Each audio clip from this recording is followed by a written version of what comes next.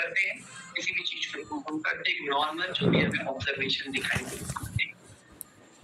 इसी के just opposite क्या होता है, यहाँ पे देखिए आपके सामने डिडक्टिव रीजनिंग का चार्ट के हिसाब से दे रखा है कि सबसे पहले हम क्या करते हैं, थ्योरी जो भी होगी जनरल, ठीक है, उसके बाद उसकी हाइपोथेसिस को देखेंगे, कहाँ पर वो चीज अप्लाई करेंगे, फिर डेटा को कलेक्ट करा जाएगा, डेटा को कलेक्ट करने के बाद उसको एनालाइज किया जाएगा, और अब देखेंगे अगर वो सपोर्ट कर रहा है तो ठीक है, अगर नहीं सपोर्ट कर रहा है तो हम इसको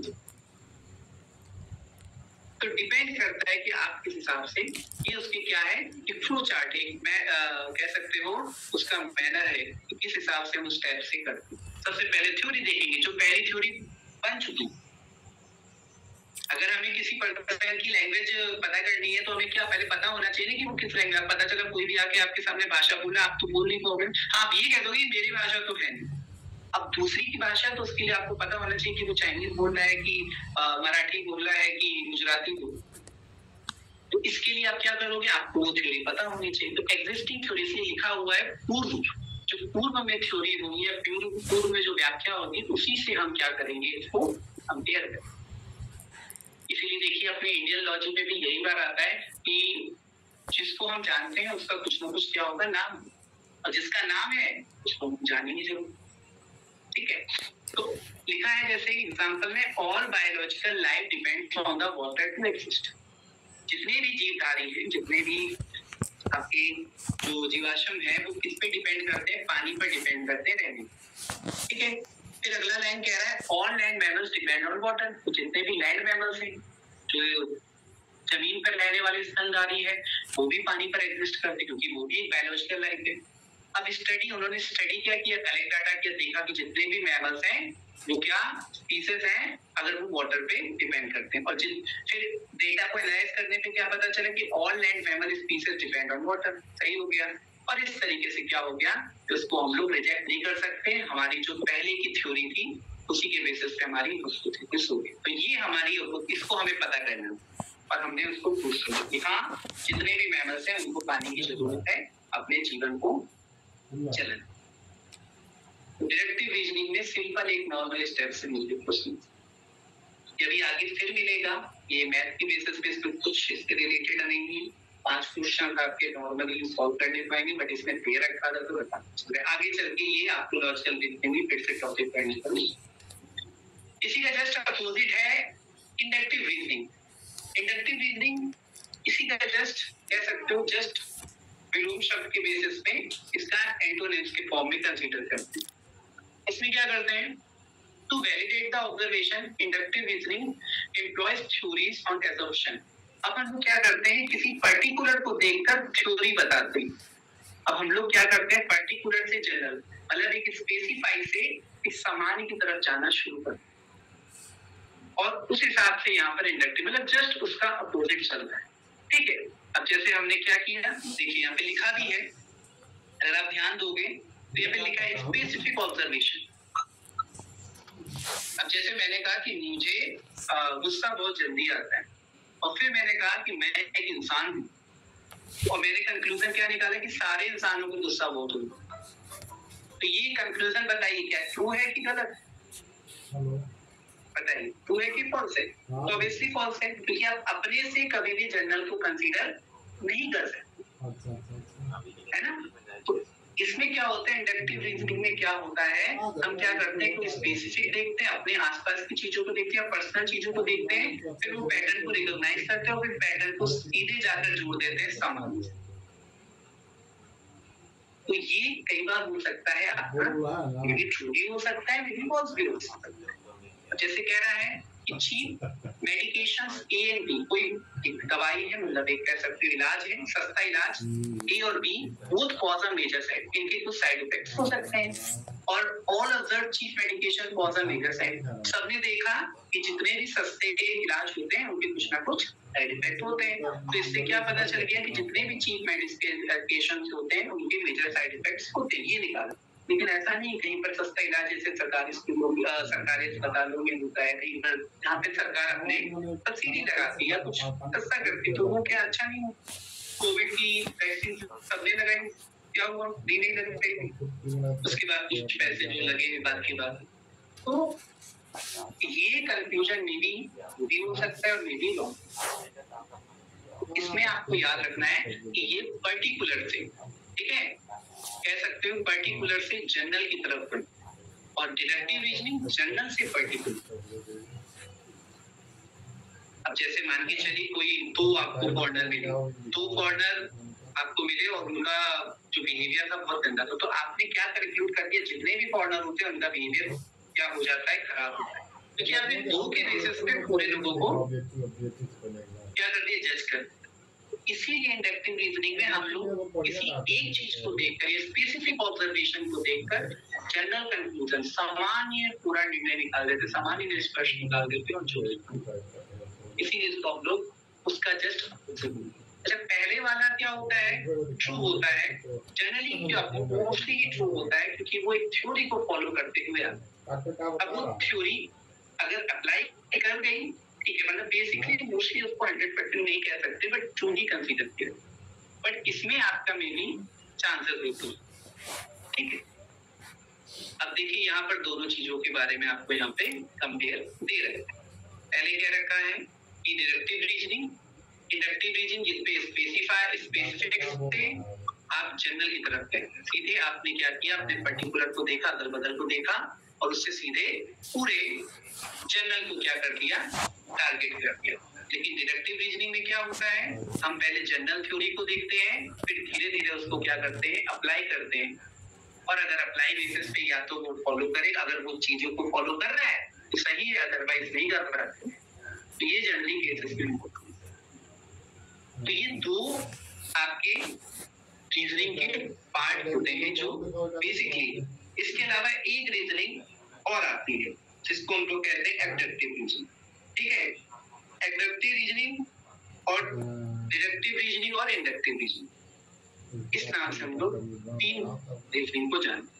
अच्छा, एक इसमें एक्स्ट्रा पार्ट में भी और आती है जिसका नाम है एनालॉजिकल।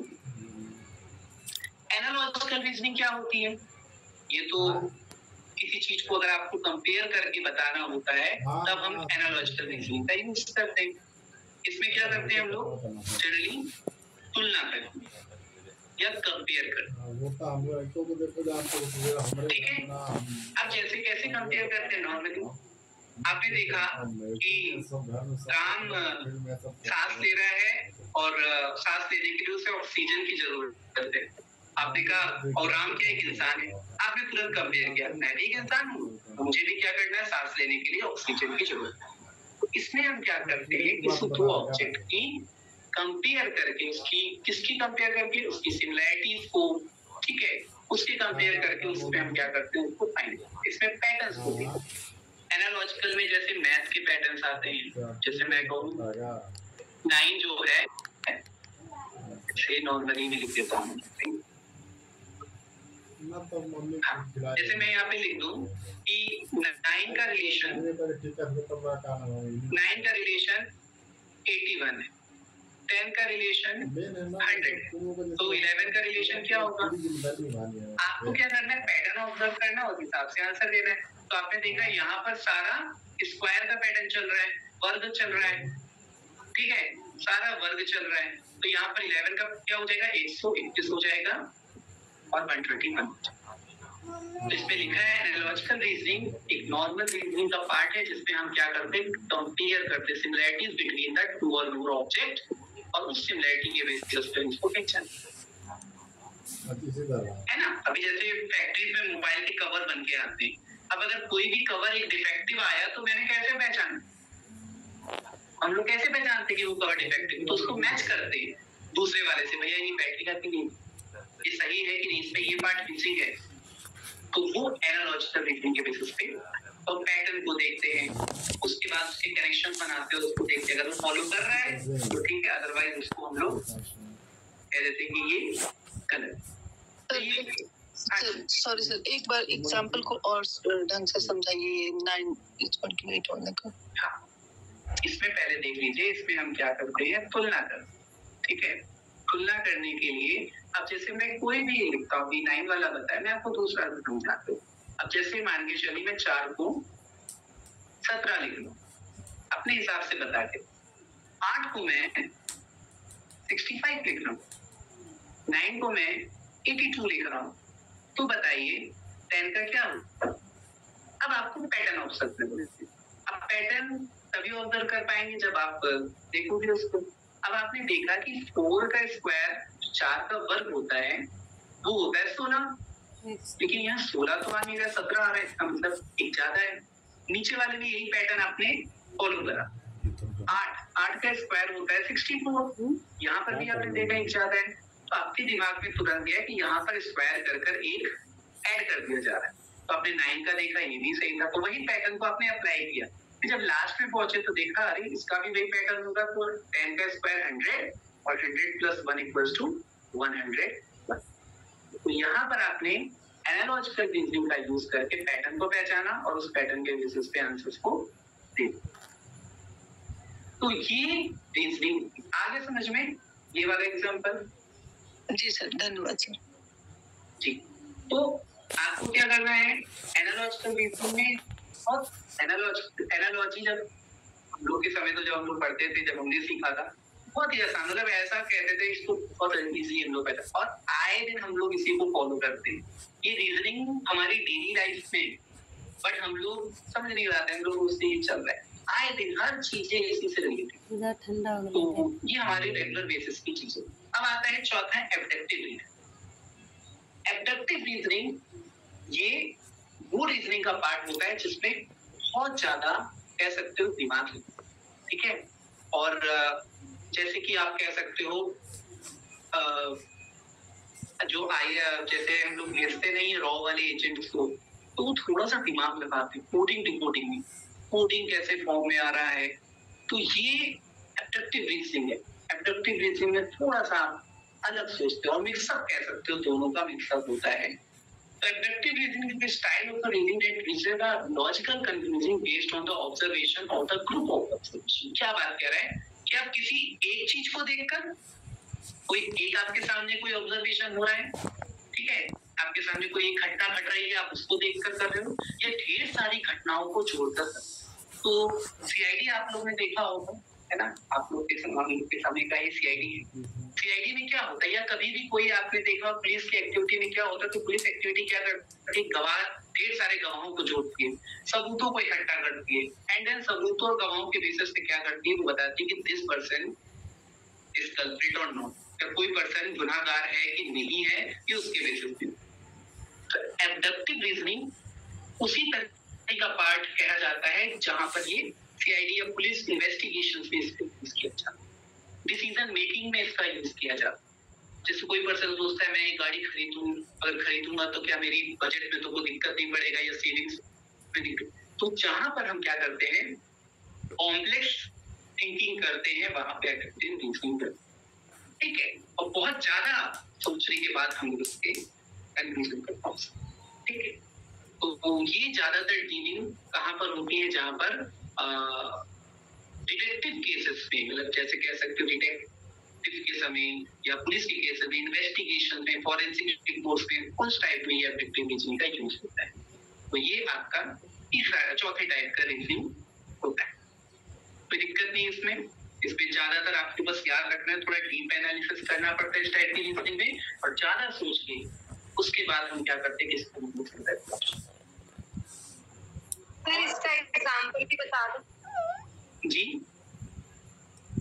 एग्जाम्पल क्या है, आप जैसे एग्जाम्पल क्या है कि सपोज दैट मैं बता देता हूँ, जैसे कहीं पर मर्डर हो गया है, ठीक है, नॉर्मल कोई, अगर आप मान के चलिए मर्डर हो गया, तो मर्डर हो गया, अब देखिए अगर मर्डर हो गया, वहां पर आपने क्या किया, एक आदमी को देखा, तो देखिए डिडक्टिव रीजनिंग में या इंडक्टिव रीजनिंग की बेसिस पे हम क्या करेंगे, अरे यही चोर है, इसी को पकड़ लो, यही इसी ने खून किया है, इसी को पकड़ लो, नॉर्मल।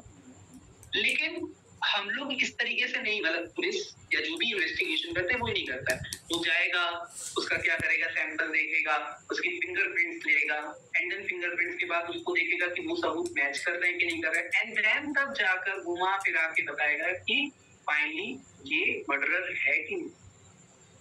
तो एब्डक्टिव रीजनिंग में हम क्या करते हैं, बहुत सारे ढेर सारे मल्टीपल ऑब्जर्वेशन को या कभी कभी सिंगल ऑब्जर्वेशन को देखकर भी हो जाता है, जिसमें अगर आपने सुना होगा आई विटनेस। आई विटनेस सुना है? आई विटनेस क्या होता है? गवाह, जो आपको देखी गवाह होता है, सामने से जिसने देखा तो उसने देख लिया, अब सही है। हो सकता है कि आई विटनेस गलत झूठ बोल रहा है तो उसके लिए फिर बाद में वो भी देखा जाता है। सब्जेक्टिव रीजनिंग में जनरली हम लोग क्या करते हैं कि बस बहुत सारे ग्रुप ऑफ ऑब्जर्वेशन को लेकर चलते हैं। ये कोर्स में आपके नहीं कंसीडर करा जाता है, बट मैंने देख लिया, ठीक है, ये कोर्स में है नहीं, लेकिन मैंने बताया। एक और दे रखा है cause and effect reasoning. Cause and effect reasoning में क्या होता है? कारण और प्रभाव, ठीक है, कि क्या कारण है उसके क्या प्रभाव।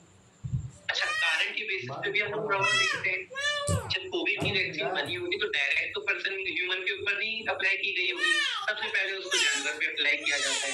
अब जानवर पे भी अप्लाई करने से पहले सबसे ज्यादा सुटेबल अगर कोई जानवर है जिसपे कोई भी मेडिसिन को चेक करना होता तो वो कौन है? जानवर में मंकी, ठीक है, मंकी या चिंपैंजी को ही कंसीडर किया जाता है, क्योंकि हम लोग को ऐसा कहा ही जाता है कि हम लोग अर्ली ह्यूमन में बंदर या उससे चिंपैंजी को ही फॉलो करते थे, उन्हीं के तरह दिखते। तो इसीलिए जितने भी जो मेडिसिन की जाती है वो चूहे पर, इन सब पर ही जानवर से बेनिफिट है। तो कॉज एंड इफेक्ट मतलब इसमें कारण देखा जाता है, उसके क्या क्या प्रभाव होते हैं। अगर कोई भी नई योजना सरकार लागू करती है, गवर्नमेंट लागू करती है, तो वो इसके सारे कॉज एंड इफेक्ट देखकर ही करती है कि क्या इसका कारण क्या हो जाएगा, इसके क्या क्या प्रभाव देखने को मिलेंगे। आज अगर ग्लोबल वार्मिंग बढ़ रही है तो ग्लोबल वार्मिंग का कारण क्या है? पेड़ का कटना, ठीक है, इंडस्ट्रीज का बढ़ना, पॉल्यूशन, गाड़ियों का बढ़ना। तो इन सब चीजों से क्या हो रहा है? पॉल्यूशन क्रिएट हो रहा है और ग्लोबल वार्मिंग, आपका बड़ा टेम्परेचर जो हमारे अर्थ का है वो बढ़ता जा रहा है। तो कॉज एंड इफेक्ट में हम लोग क्या करते हैं, किसी चीज को डिसीजन मेकिंग में भी हेल्प करती है, क्योंकि हम डिसीजन ले पाते हैं ये इस पे डिपेंड। क्योंकि अगर हमने कोई कारण चुना है तो उसका क्या क्या प्रभाव होंगे वो देखने के बाद भी हम डिसीजन लेते हैं। इसलिए देखिए लिखा है कि डिसीजन मेकिंग में ये सबसे ज्यादा हेल्प करती है, डेली डिसीजन, जो डे टू डे हमारे डिसीजन। जैसे अगर मैं कहीं लेट पहुंचा, अगर मुझे मीटिंग में जाना है और मुझे 9 बजे का टाइम दिया है और अगर मैं 10 बजे पहुंचूंगा तो क्या होगा? एक चीज होगी या अगर मुझे बॉस डांटेगा, सेकंड चीज होगी कि कोई देखेगा नहीं या कुछ भी जो भी होंगे, तो इसके कुछ इफेक्ट्स देखने के बाद हम क्या करेंगे, वो डिसीजन तक पहुंचेंगे। डिसीजन मेकिंग में हम उसी रीजनिंग का यूज करते हैं। वैसे तो सारी डिसीजन मेकिंग ही रीजनिंग का पार्ट है, बट इसको लेते हैं। तो ये आपकी पांचवी प्रकार की रीजनिंग का टाइप। एक है लास्ट है, इसके बाद आपका रीजनिंग के type basically critical thinking. Critical thinking नाम में ही आ रहा है, इसको कहते हैं क्रिटिकल, जो बहुत ही ज्यादा जटिल सोच होती है, इसमें बहुत ज्यादा डीप थिंकिंग करते हैं। तो ये कहाँ पर होता है? तो ये होता है जब हम कोई फिल्म्स बनाते हैं, ठीक है, मूवीज बना रहे हैं, उसके बाद बुक्स लिख रहे हैं, इन सब में हमें क्या करना पड़ता है? बहुत ज्यादा क्रिटिकल सोचना पड़ता है, डीप सोचना। और उसमें क्योंकि अगर उसमें आप जरा सा दिक्कत है, जितने भी कंप्यूटिंग करना, इंजीनियरिंग लेवल में ऐप बनाना, तो ये सारे, और इसमें आपको क्या करना पड़ता है? थोड़ा सा जटिल सोच रखनी पड़ती है, थोड़ा सा डीप सोचना पड़ता है। क्योंकि अगर हम डीप नहीं सोचेंगे तो हम कैसे कंपीट कर पाएंगे? अगर सोचिए आज हमारा मोबाइल वही मोबाइल चल रहा होता कीपैड वाला, तो आज स्मार्ट मोबाइल आ ही नहीं पाते। तो क्या होता है, इसमें कंटिन्यू कंपटीशन होता है, हमें थोड़ा सा हटकर सोचना पड़ता है। तो this is considered as the critical thinking. तो क्रिटिकल थिंकिंग में हम क्या करते हैं, अलग अलग टाइप से, जैसे जो डिजाइनर है या जो पेंटर है वो क्या करता है, इमेजिनरी आर्ट्स को शुरू करता है, उसमें बहुत ज्यादा वो सोचता है, समझता है। तो this is a type of our thinking जिसमें हमें थोड़ा सा डीप सोचना है, क्रिटिकल सोचना। तो ये आपके रीजनिंग के कुछ क्या होते हैं, बेसिक टाइप्स होते हैं जो इसमें हम लोगों ने पढ़े। इसमें पहला था डिडक्टिव, दूसरा था इंडक्टिव, तीसरा था आपका एनालॉजिकल, चौथा था इंडक्टिव और पांचवा आपका कॉज एंड इफेक्ट, और फिर इसके बाद छठवां क्रिटिकल थिंकिंग। अब इसमें से कोई दिक्कत है तो मुझे बताएं।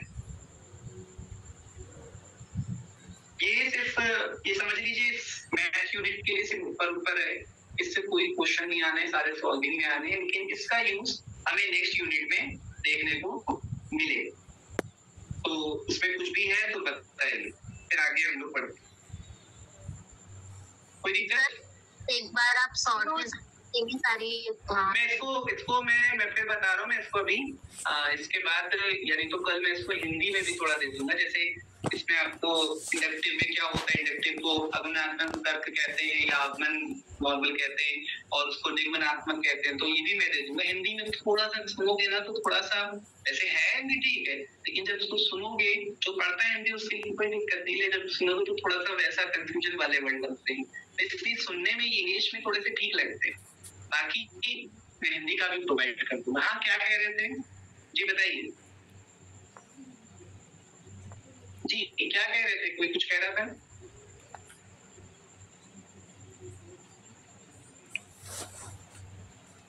जी सर ठीक है, समझ लेंगे हिंदी में थोड़ा, अभी तो सब ऊपर मैं भेज दूंगा चेतन जी, कोई दिक्कत। ये देखिए, इसको नहीं, अभी मैं जब कराऊंगा उसको ध्यान दीजिएगा, मैं आपको हिंदी दे दूंगा, ठीक है। और जब अगले यूनिट तक पहुंचेंगे तो इसका हिंदी वाला उसमें आपको मिलेगा, कोई दिक्कत नहीं। इसमें मैथ में आता तो जनरली हमने इसको इंग्लिश में रखा, बट मैं आपको यहाँ पर भी प्रोवाइड करूँ, ठीक है। और देखिए, ऊपर से इसलिए जाएगा, आप एक बार समझना ध्यान जाकर, या जो वीडियो है रिकॉर्डिंग उसको एक बार सुनिए, तब थोड़ा सा आ जाएगा, ठीक है चेतन जी। प्रयास करिएगा, नहीं आएगा तो पूछिएगा, मैं हूँ यहाँ पे, ओके जी सर। चलिए, अब बात करते हैं सीरीज। सीरीज होती क्या है, तो इसके लिए हम लोग एक अलग स्क्रीन पे जाते हैं और देखते हैं। सीरीज मतलब होता है श्रेणी। तो श्रेणी, अब श्रेणी कैसे बनती है, कोई पैटर्न कैसे बनता है, वो हम लोग इसमें देखते हैं। चलिए, तो जनरली हम सीरीज में एक पैटर्न बनाते हैं। वो पैटर्न किसका हो सकता है? मे बी आपका नंबर्स का भी हो सकता है, मे बी आपका लेटर्स का भी हो सकता है, मे बी आपका अल्फा न्यूमेरिक मतलब बोथ नंबर और लेटर, अक्षर और संख्या दोनों को मिलाकर करा जा सकता है। तो सीरीज का मतलब आपके सामने जो पैटर्न देखने को आता है, बहुत सारी चीजें हम लोग इसमें देखते हैं। एक सेकंड में दूसरा इसमें समझा।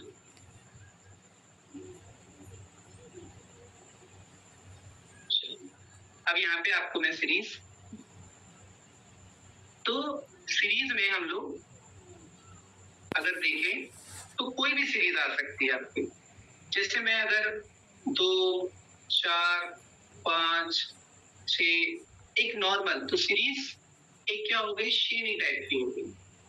अब श्रेणी कैसी है, आपकी नंबर की है, नंबर की जगह पे आप इसको लेटर की भी लिख सकते हो, ठीक है। लेटर वाली सीरीज कैसी आएगी, जैसे ए, बी, सी, डी। मिक्स वाली कैसी आएगी, जैसे ए आ गया, फिर 1 आ गया, फिर बी आ गया, फिर 2 आ गया। तो ऐसे करके क्या बनता है आपका सीरीज देखने को। और इस सीरीज के बेसिस पे ही आपसे क्वेश्चन पूछेगा, क्योंकि हमारे मैथ में सीरीज का ही सारा खेल। अब सीरीज में आपसे कैसे टाइप के क्वेश्चन पूछेगा? सबसे पहला पूछेगा मिसिंग नंबर क्या है, ठीक है। मिसिंग मतलब कोई लुप्त हुई संख्या होगी, आपको उस संख्या को पहचानना। ऐसा होगा, मैं देखिए आपके सामने क्वेश्चन, 2, 4, 6, 8 क्वेश्चन मार्क 12। अब यहाँ पे बोलेगा इस क्वेश्चन मार्क की जगह पर क्या आएगा, तो फिर इसमें रीजनिंग का यूज करना है, हमें पैटर्न देखना है, पैटर्न किस हिसाब से चल रहा है। अब आपने देखा कि यहाँ पर डबल हो रहा है, सब में क्या हो रहा है, 2-2 ऐड होता जा रहा है, तो इसमें 2 ऐड हुआ, फिर 2 ऐड हुआ, तो आपने देखा कि क्वेश्चन मार्क पे 10 आ जाए। तो सीरीज ऐसी, बट इतनी आसान नहीं आएगी, बट मैं समझाने के लिए बता रहा हूं। हमेशा स्टार्ट बेसिक से करते हैं और फिर बेसिक से थोड़ा हाई की तरफ बढ़ते हैं। तो सीरीज में आपके सामने 3 प्रकार की सीरीज देखने को मिल सकती है। The first series is that, जो कि नंबर सीरीज होगी, जिसमें संख्या आपको गिवन है। Second one is that letter series. आपको क्या होगा, इसमें लेटर देखने को मिलेगा। अब लेटर के फॉर्म में क्या होगा, जैसे ए दे देगा, उसके बाद जेड दे देगा, फिर बी दे देगा, उसके बाद वाई दे देगा, इस तरीके से सी दे देगा, पूछेगा आगे क्या है। तो आपको यहाँ पैटर्न पहचानना है। आपने देखा एक आगे का लेटर है तो एक पीछे का लेटर है, एक फिर सेकंड, तो इसके बाद यहाँ पर क्या आ जाएगा, एक्स आ जाएगा। तो सीरीज में आपको देखना है कि किस तरीके से आपको सीरीज देख। अब नंबरिंग सीरीज बहुत सारे प्रकार की हो जाती है। जो हमारी संख्या की सीरीज है, नंबर सीरीज है, वही बहुत सारी बन जाती है। जैसे सबसे पहले इसमें सीरीज में आता है जिसमें ऐड करके नंबर चलते हैं। नॉर्मली सिर्फ हम कुछ नंबरों को ऐड करते हैं और उस ऐड नंबर के बेसिस पे हम पैटर्न को पहचानते हैं। जैसे पहला मैं आपके सामने लिख रहा हूँ, मुझे बताना है इसमें क्या 3 लिखा, 6 लिखा, 9 लिखा, ठीक है, इसके 12 लिखा। अब बताइए आगे क्या आएगा नंबर। ये 3 प्लस होते जा रहा है, 12 15 हो जाएगा, 15 आएगा, 18 ठीक, बिल्कुल सही, 3 ने बता दी, 15 18। अभी क्या देखते हैं इसमें नॉर्मल 3 ऐड होता जा रहा है, ठीक है। और अगर ध्यान से देखो तो ये 3 का टेबल भी, 3 का टेबल चल रहा है, 3 का वाला चल रहा है। तो आप देखते हो कि सिंपल एक नंबर ऐड करके भी बन सकता है। दूसरा, अभी मैं यही सीरीज बनाता हूँ, मुझे बताइएगा, ठीक है, ठीक है। अब बताइए यहाँ पर क्या आएगा नंबर 80, 77, 74। अब नेक्स्ट टर्म क्या होंगे, नेक्स्ट नंबर क्या होगा 71, 68। अब इसमें आपने क्या देखा कि वही नंबर सब्ट्रैक्ट हुए। तो आप देख सकते हो कि अभी देखिए मैं बता रहा हूँ सेम नंबर हो रहा है, अभी हम इसमें घुमा देते हैं, अभी हम सेम नंबर कर रहे हैं, अभी आगे चल के और नंबर ऐड हो जाएंगे, वो आपको पैट। तो आपने देखा कि रीजनिंग क्यों इसके पहले सबसे पहले टॉपिक में रखा गया, क्योंकि वो रीजनिंग की मदद से ही आज हम सोच पा रहे हैं। तो इसलिए याद रखिए जो छोटा सा टॉपिक था कि टाइप्स ऑफ रीजनिंग, वो इसी के लिए था, क्योंकि हमने इसमें क्या किया, सोचा, हमने पैटर्न को देखा, एनालॉजिकल रीजनिंग इसमें अप्लाई करी, एंड देन तब आज जाके हम अभी क्वेश्चन को सॉल्व करना है। और लेकिन हम तो सोच रहे, तो हम सोच रहे हैं, लेकिन नहीं, ये उसी का पार्ट है और उसी की तरह हम लोग। अच्छा, हम एक आपके सामने लिखते हैं, आप मुझे बताना है इसमें क्या हो। अब इसमें मैं समझाया नहीं, लेकिन आप करोगे तो सोच लो। चलिए, इसमें मुझे बताइएगा कि आगे के नंबर क्या होंगे, बताइए। ये 3 आगे के नंबर क्या होंगे? नेक्स्ट 12 होगा, एक एक करके 13 होगा, 13 13 के बाद 18 होगा, 19, 13, 19, देन उसके ऐड 7 प्लस कर देंगे, देन तो आपने पैटर्न क्या लगा इसमें बता सकता है कोई, क्या पैटर्न लगा है? +1 +2 प्लस हर लेवल पे। सिंपल नॉर्मल हम क्या कर रहे हैं, नेचुरल नंबर को ऐड कर रहे हैं। इसमें सबसे पहले 1 ऐड किया, फिर देन 2 ऐड किया, देन 3 ऐड किया, एंड देन सो ऑन 4 5 6 7। तो अब आपने क्या देखा, आपने देखा एक नंबर को नहीं मैंने ऐड किया, इसमें नंबर्स का बदल गया। तो आपने देखा कि पैटर्न किस तरीके से बनते हैं। शायद इसीलिए कोई भी पेपर के एग्जाम में जाओ, मैं आपका नेट की बात नहीं करते हैं, आप SSC, CGL, MTS, UP police, every paper, किसी के भी पेपर में जाओ, तो आपको ये सीरीज का पैटर्न दिखता है कि बहुत पैटर्न्स अलग अलग बन जाते हैं। अब जैसे एक पैटर्न में लिखता हूँ, मुझे बताना है इसमें क्या शब्द है, ठीक है, ठीक है। अब इसमें मुझे बताइए,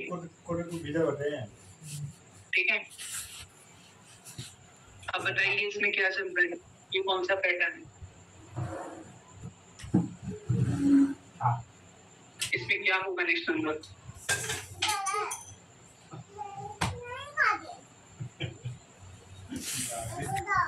तो पहचान पाया?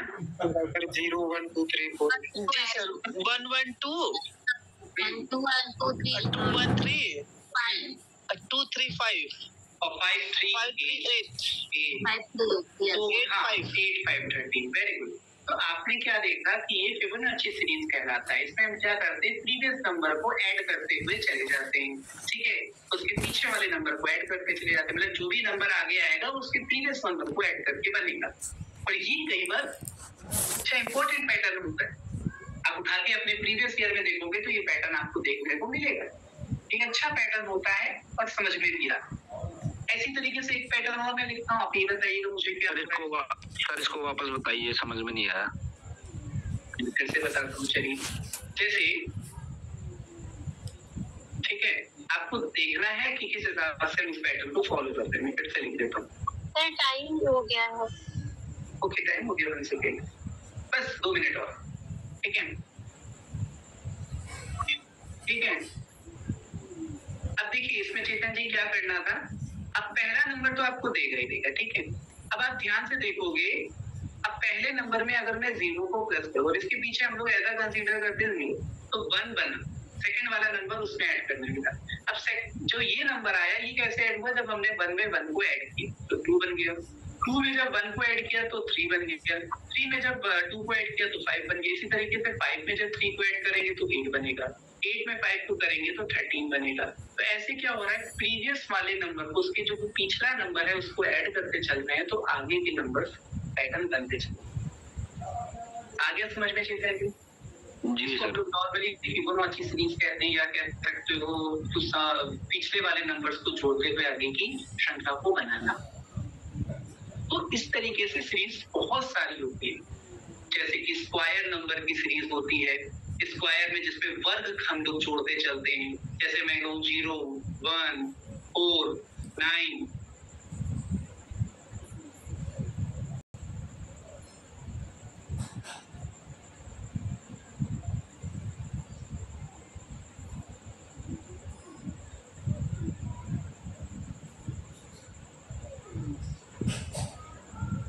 जानते हैं भाग संख्या क्या होती है? जी सर। ठीक है, प्राइम नंबर्स क्या है? तो प्राइम नंबर्स क्या होते हैं बताइए सर? जो खुद से और 1 से divide Those number who divided by their self. हाँ, तो जिनके सिर्फ ओनली 2 फैक्टर्स होते हैं, जिसके सिर्फ 2 फैक्टर्स होते हैं, एक तो क्या होगा सेल्फ होगा उससे, और दूसरा क्या होगा 1, 2 ही फैक्टर्स कंसीडर करते हैं। अब क्वेश्चन आता है प्राइम नंबर स्टार्ट कहाँ से होते हैं? क्या 1 से स्टार्ट होते? 1 को प्राइम नंबर क्यों नहीं कहा जाता? इसका रीजन बताइए। क्योंकि 1 का सिर्फ और सिर्फ फैक्टर एक ही है ना, 2 नहीं। और स्टार्टिंग इसीलिए कहाँ से होती है? 2 से प्राइम नंबर की स्टार्ट होती है, और 2 एक लौता इवन प्राइम नंबर है। इसके बाद कोई भी इवन प्राइम नंबर आपको काउंटिंग में नहीं मिलेगा, जो सम अभाज्य संख्या हो। क्यों? क्योंकि सारे नंबर तो 2 से ही डिविजिबल हो जाएंगे, जितने भी सम संख्या होंगी जितने भी इवन होंगे। 2 एक लौता, एक लास्ट, मतलब कह सकते हैं ओनली इवन प्राइम नंबर। बाकी सारे आपको ऑड मिलेंगे, 3, 5, 7, ठीक है, 11, 13, 17, ये सारे आपके इवन प्राइम, वो ऑड प्राइम नंबर, बाकी एक ही है। ठीक है, कोई नहीं, आज के लिए नहीं रखते हैं। बाकी सीरीज से कल से हम लोग चालू करेंगे और रेगुलर इसी टाइम पर हम लोग मिलेंगे। और बाकी जो आज की क्लासेस में या सिलेबस में किसी को कोई दिक्कत होगा तो कल आके मुझसे जरूर पूछेंगे, ठीक है, पूछेंगे तभी जानेंगे। और कोई कुछ भी दिक्कत हो तो आप पूछ सकते हो, ठीक है। बाकी आज का भी समझ में आया जहाँ तक पढ़ाया? Yes sir. Yes sir. अच्छा हाँ, कहीं भी कुछ भी आपको लगे अपना समझ के बताना कि सर ये प्रॉब्लम है, ये दिक्कत है, तो बताइए सर, हम लोग सब लोग एक ही करेंगे, ठीक है, कोई इसमें वो नहीं। ठीक है, तो चलिए आज के लिए रखते हैं। सभी को शुभ रात्रि, ख्याल रखिए सभी लोग। Thank you sir. धन्यवाद।